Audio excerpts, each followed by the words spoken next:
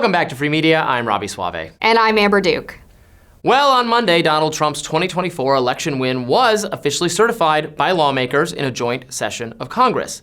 The proceedings provided an opportunity for Democrats to remind people that last time around, on January 6, 2021, pro-Trump demonstrators rioted at the Capitol in an ultimately fruitless attempt to thwart President Biden's ascendancy. Here's how the ladies of The View are reflecting on the occasion.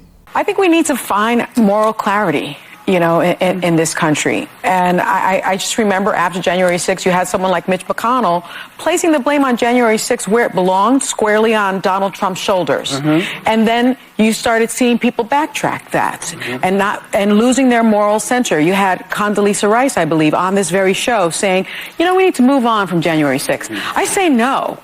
You don't move on because January 6th was an atrocity. It was one of the worst moments in American history.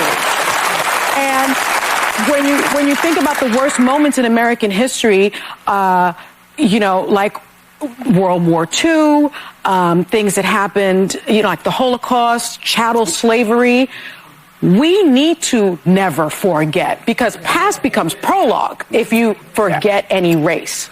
Talk about moral clarity, putting January 6th, which was not a good thing to occur, on the same playing field as World War II. And then you'd think after hopefully accidentally saying that, you would then soften what you're saying. But then she ups it to slavery and to the Holocaust.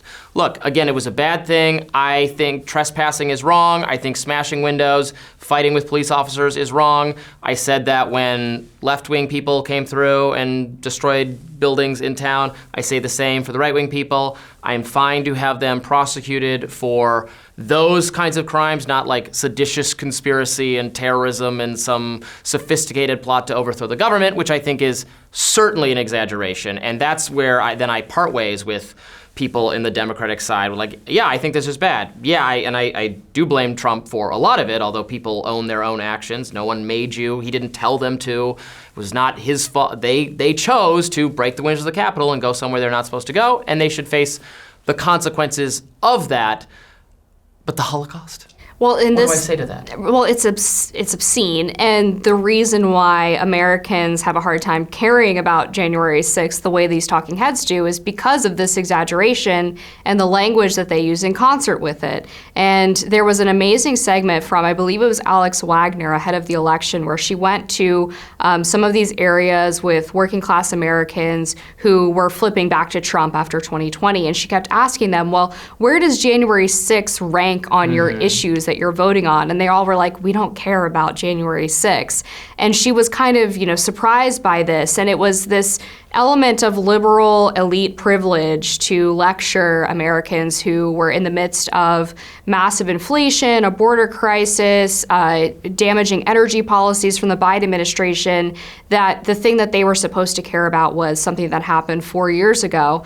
And even when we got to the exit polls from the election, we saw that people who cited democracy as one of their top reasons in voting in that election, a lot of those people were voting for Trump. Like half of them, at least. I think he actually won the democracy vote by with 51 points compared to Kamala Harris. Because on the flip side of all of their claims about the illiberal nature of Donald Trump and what happened on J6, they look at the Biden administration sending the DOJ after Donald Trump and a lot of his political allies, and they say, okay, well, you all say that he's the threat to democracy, but you're doing all of these authoritarian things that you say are bad for the country. So which one is it? So I think clearly there's been exaggeration of what happened by people on the left. But for the sake of debate, since we've had a lot of agreement today, how would you respond to criticisms of the right that now there's an underplaying of it, of people who, when it was happening, on the day it happened, said this is really terrible? Clearly getting into semantics about riot or insurrection. Again, I don't think there was an organized plan to actually take over the government. I've argued with left-wing people about that. But it was still really bad, and there shouldn't be excuses, I don't think, made for people who engage in vandalism. I don't buy into I think there's been a little bit, at least, maybe more than a little bit, of too much of saying, oh, they're freedom fighters or release these patriots or something. Well, I don't want anybody languishing in jail for no reason. I think charging the Proud Boys leader who wasn't even there with 20-year terrorism charges is insane. But I do not think they're innocent, and they should there was no problem with their conduct. No, I wouldn't say that, and I wouldn't call them freedom fighters. I mean, again, I think the legitimate criticism is of the overcharging, of the elevating some charges with the terrorist addition, because there was one example where a guy, because he shook a fence outside of the Capitol, had his charges of trespassing elevated with some terrorist sideshow thing that added tens of years on his sentence.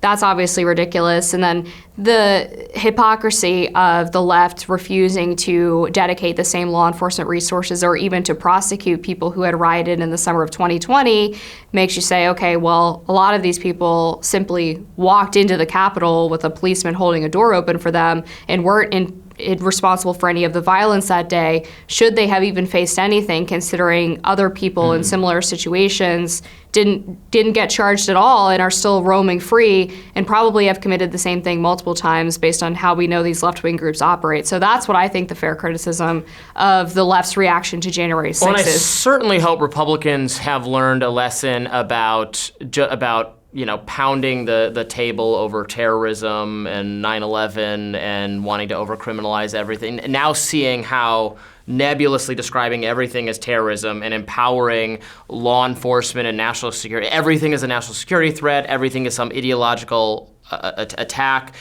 Can lend itself toward not in this case unnecessarily charging, but overcharging people for more petty crimes and chalking it up to some sophisticated conspiratorial malice, as happened here. Well, and also using the resources that they did to check people's phones to see if they were near the Capitol on January 6th, tracking people's phones, reading their text messages, trying to get technology companies to turn over communications so that they could try to nail these people for the quote-unquote insurrection. But then meanwhile, by the way, these same super sophisticated national intelligence agencies still haven't been able to find the pipe bomber outside of the RNC and DNC. Interesting. How interesting. We'll have to follow up on that. More free media right after this.